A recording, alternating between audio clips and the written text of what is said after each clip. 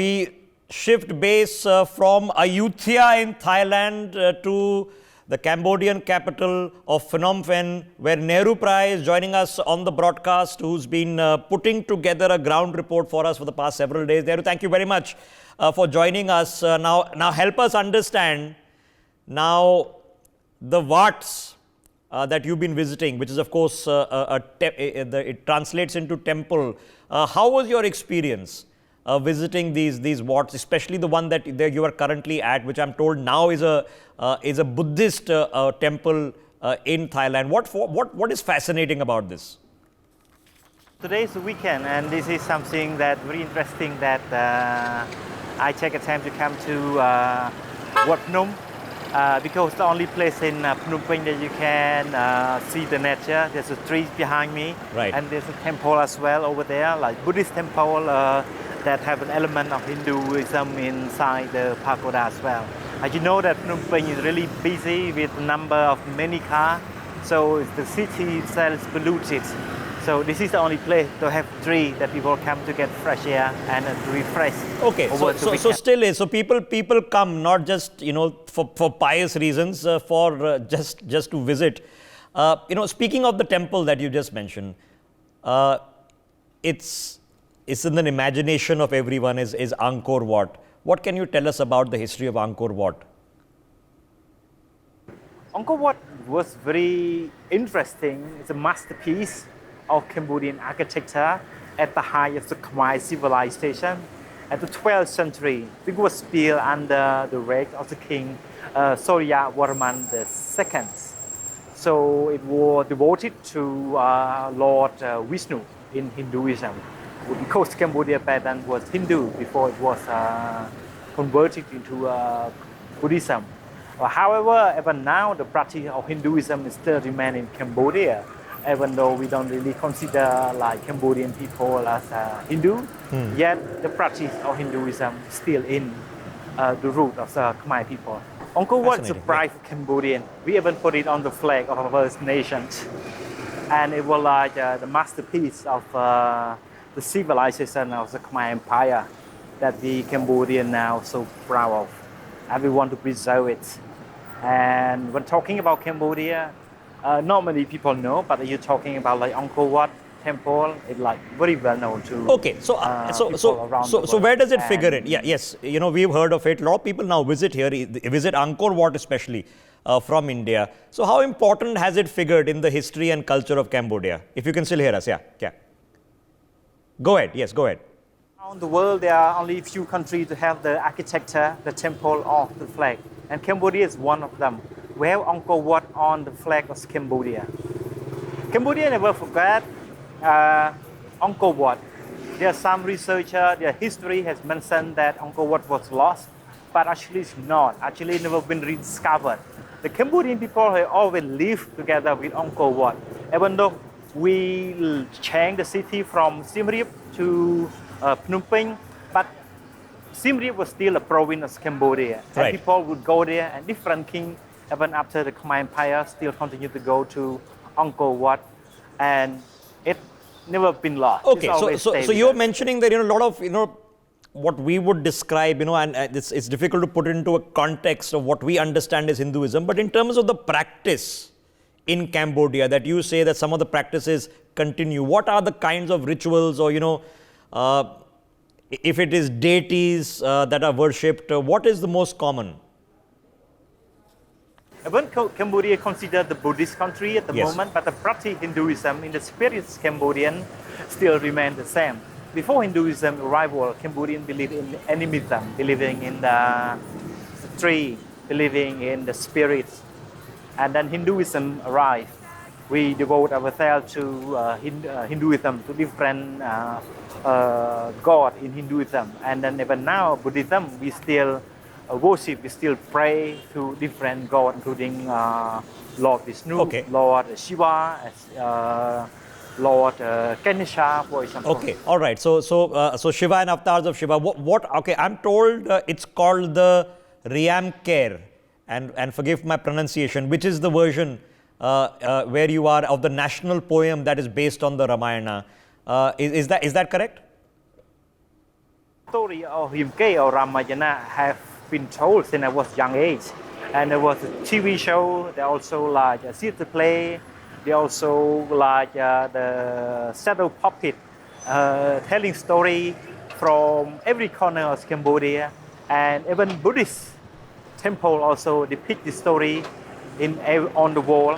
As you go to Angkor Wat, for example, there are story of Ramayana carving on the gallery of the temple. All right. I know you've sent us a report from the temple that is right behind you. So I'm going to play out the report in just a second. Quickly, how important then is the Riamker or the Ramayana to the culture of Cambodia in the present day? Rimke is a story that actually based on Ramayana of India.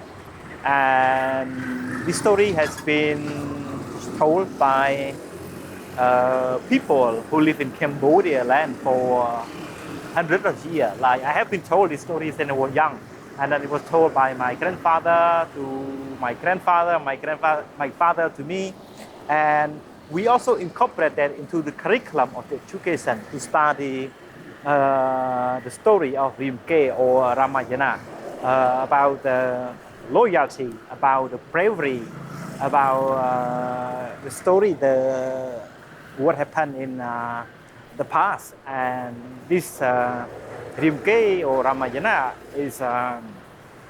has been carved to almost every temple, and Sun temple in Cambodia, as well as to the Buddhist temple in Cambodia. Okay, all right. Nehru, you know what we're going to do is, let's, for our viewers watching, as I mentioned, you filed a report of the temple behind you. Let's play that out for our viewers. This is the capital of Cambodia. This is in Phnom Penh. It's called a Wat, which is of course is a temple. It is now a Buddhist structure, but have a look at the Indic influences in the Cambodian capital in this report. Let's listen in.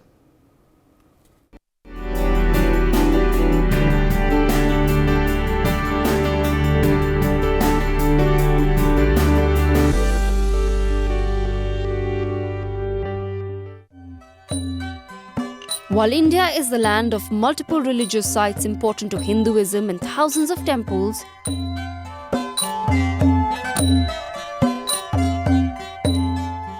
the world's largest Hindu temple is in fact not in India, but in the Southeast Asian nation of Cambodia. This is Angkor Wat, the world's largest Hindu temple and the world's largest religious monument.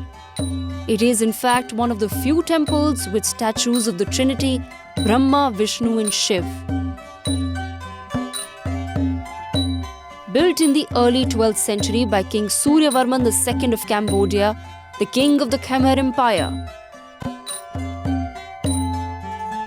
Angkor Wat is today a historic structure with displays and illustrations of the Ramayana, the Mahabharata and even the Samudra Manthan, the tale of the churning of the seas. From Lord Ram taking a position to kill in the final battlefield, to Bhishma Pitama being pinned by Arjun's arrows, Angkor Wat is a living testimony of how Hinduism continues to thrive in Cambodia. 300 kilometers from Angkor Wat, in the capital of Cambodia, lies another magnificent temple, the Wat Phom. It is a Buddhist shrine with a total of 5 statues, 4 of Lord Buddha and 1 of Lord Vishnu. Continuing with the tradition of Angkor Wat, this Buddhist shrine also has murals of the Riamker, the Cambodian adaptation of the epic Ramayana, which continues to be a part of Cambodian art and culture.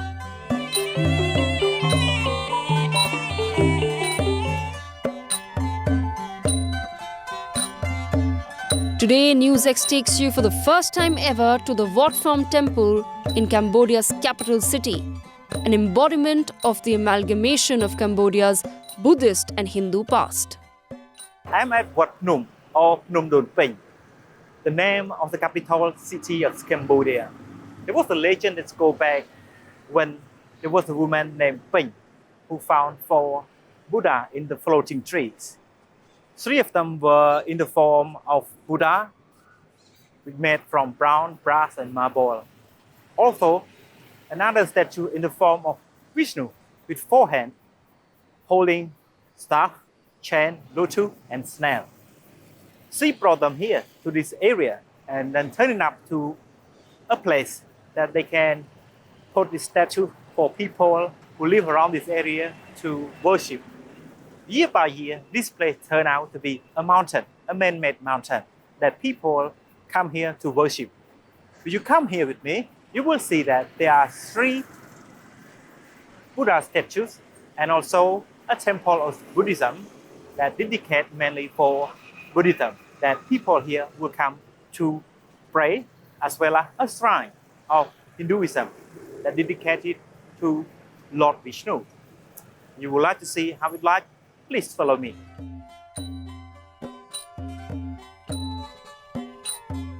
Despite this mountain is dedicated to Buddhism, yet the word Phnom actually is coming from Sanskrit, which means Meru or mountains. So we got people that come here for worshipping different religions. And the mountain itself was enshrined of the king Pinyat in the 1434, the founder of the capital city of Phnom Penh, with the big stupa on the top of the mountain. And every year, like more stupa, more enshrine has been installed on this mountain. During the Khmer Empire from the 9th to the 15th century, Cambodia was the Hindu powerful state, dominate most Southeast Asia. Most rulers depict of Hindu religion, especially on those temples that remain until today. And you can see one behind me is a shrine that devoted to Hinduism as well, where Lord Vishnu stayed inside. There was a time in history of Cambodia that have changed the religion of Cambodia from Hinduism to Buddhism, based on the story of Prince Thomalinda, who went to Sri Lanka to study Buddhism for 10 years, and he brought back Buddhism to Cambodia. And with his power, so how it's converted the country into Buddhism up until nowadays. Yet the remain of practice of Hinduism still in Cambodia. As you can see, you go to temple, go to Pagoda, the existence of the symbol of Hinduism, for example, the Naga that protect the water, the protection of the temple. This is the symbol that remain in Cambodia up until now. Wat Phnom has become the most popular place among international tourists, local tourists, as well as the religious tourists who will come here for different reasons. Some will come here for the temple that is dedicated to Buddhism and also to the shrine of Hinduism. Despite being a nation of nearly 1,500 practicing Hindus, every corner of Cambodia continues to be a beautiful reminder of the temple nation's ancient links to Hinduism and India. Okay, all right. Nehru Priya, thanks very much for getting us that lovely report. Appreciate you joining us and putting this together the last few days in this special telecast to the build-up of the temple inauguration that we're doing here. Let me quickly introduce our guest joining us, Dr. M. Rameshwaran, who is the president of the Khmer Tamil Sangam in Cambodia, is joining us on the broadcast. Dr. Rameshwaran, what a treat to have you. Stephen Patrick Fernandez is joining us. He's the artistic director of IPAC in the Philippines. Let me begin with you, Rameshwaran ji. Let's start with the obvious, which is the most recognizable, the most iconic. Let's go back to the 12th century in the year 1122 when King Suryavarman II, aided and advised by Divakar Pandit, decide that they are going to build a grand structure dedicated to the Lord Vishnu, which we today know, of course, is Angkor Wat, that in later years, under the one of his descendants, was converted into Buddhist site. What do you know about the story of Angkor Wat, sir? Dr. Rameshwaran, yes. Okay, I will talk. Okay. Actually, is ruled kingdoms to the Jayavarman II is built by the 40 years the build. Seventh Jayavarman is complete the Angkor temple. Actually, is the connection with our South India, Kanjipuram too, and Cambodia is connection. Kumara Kaunda, his name the Kumara Kaunda. After that, the Kumara Kaunda is coming from Cambodia, and one Nandi Varman. Nandi Varman also is from here. Here to build like Cambodia. After that, 40 years back, a lot of the problem with the Pol Pot. Pol Pot is the killer of the one guy is from army. Is a million people is killed in Cambodia. Is a statue. After is the Jayavarman and Suryavarman, Nandivarman. After is the Cambodia to and relation. I am talking about our relation to India and Cambodia. Yes. Uh, okay. Then after Kanjipuram is Soma Devi. Soma Devi is the queen. After the marriage is the Soma Devi. Then connection with India to and Cambodia connection.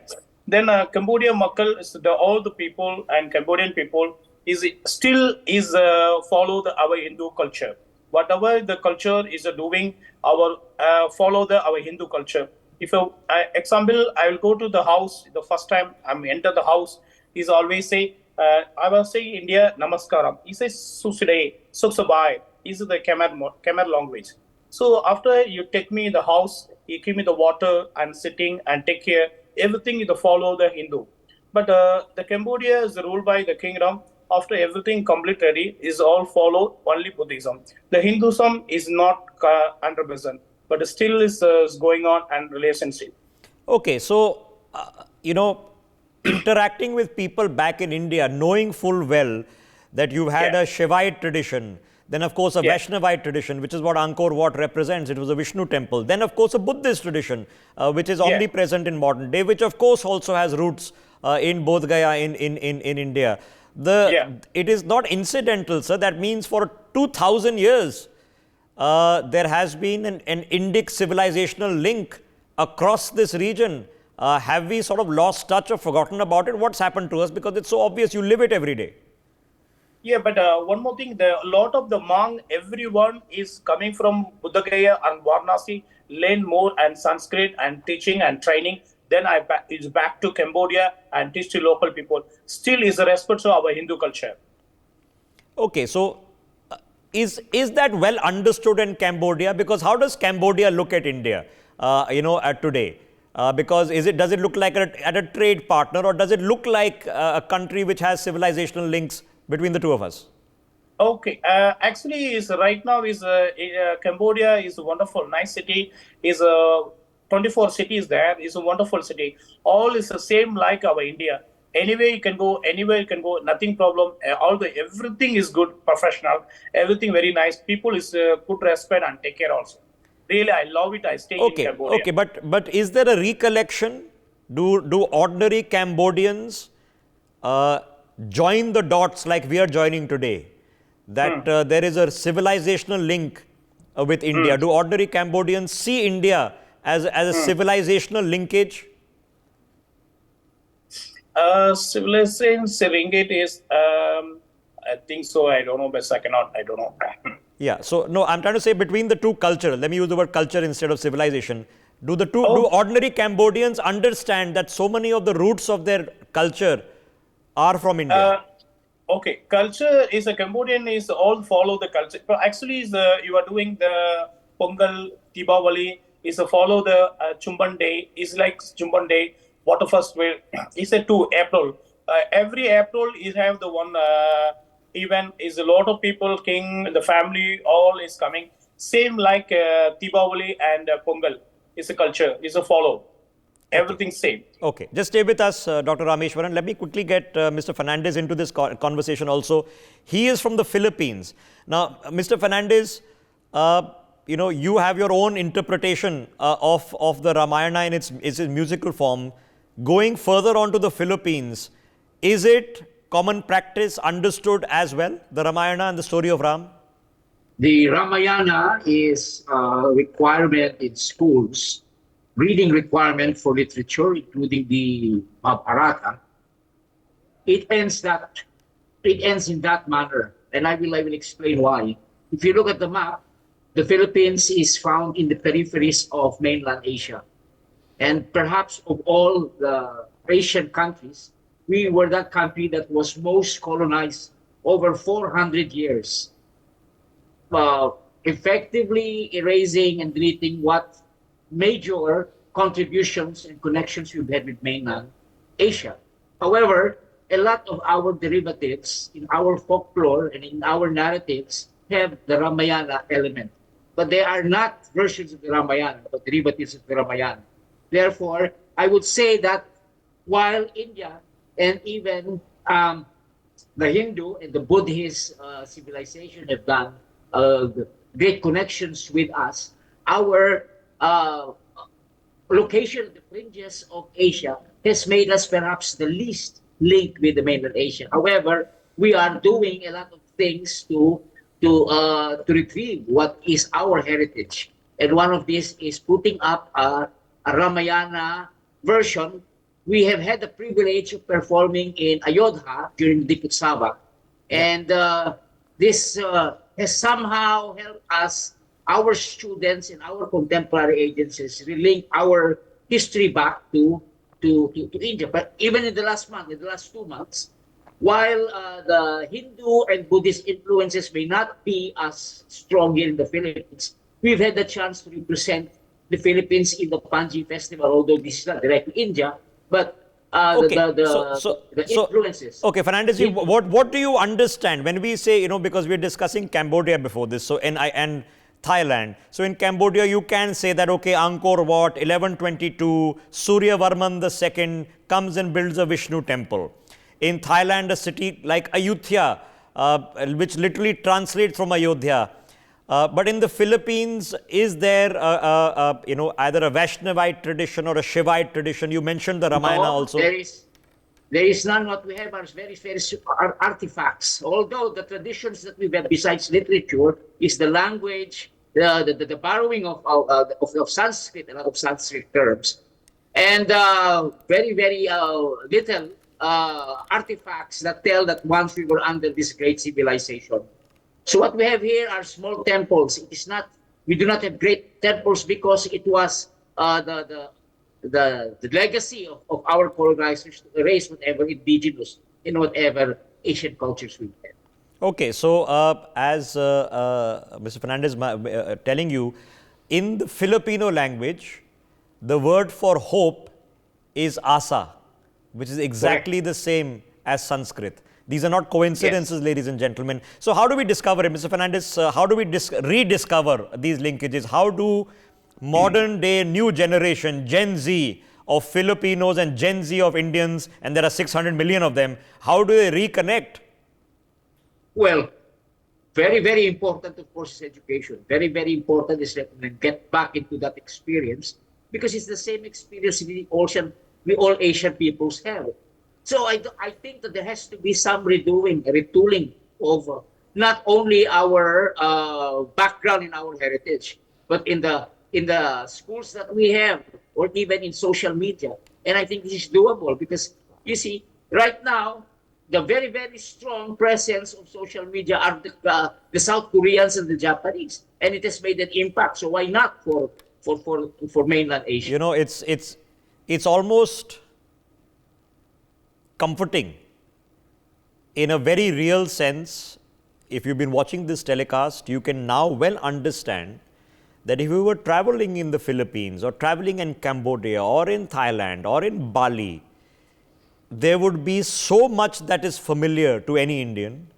And if Thai and Cambodians and Filipinos were traveling in India, they would find so much familiarity, because the modern conscience collectively has lost contact, and we now need to spend some time in re-establishing that contact, and the good work that Mr. Stephen Patrick Fernandez and his repertoire are, of course, doing in this regard. As always, sir, pleasure to have you on this telecast. Thank you. Appreciate your time once again. Stephen Patrick Fernandez joining us from the Philippines. My thanks to Dr. M. Rameswaran of the Khmer Tamil Sangam in Cambodia, and also to our reporter Nehru did a good job getting us that detail of the temple in the capital Phnom Penh, told us where the name of the capital also comes of a derivative of Sanskrit. Fascinating. Appreciate those thoughts. For more such videos, subscribe to the NewsX YouTube channel, hit the bell icon.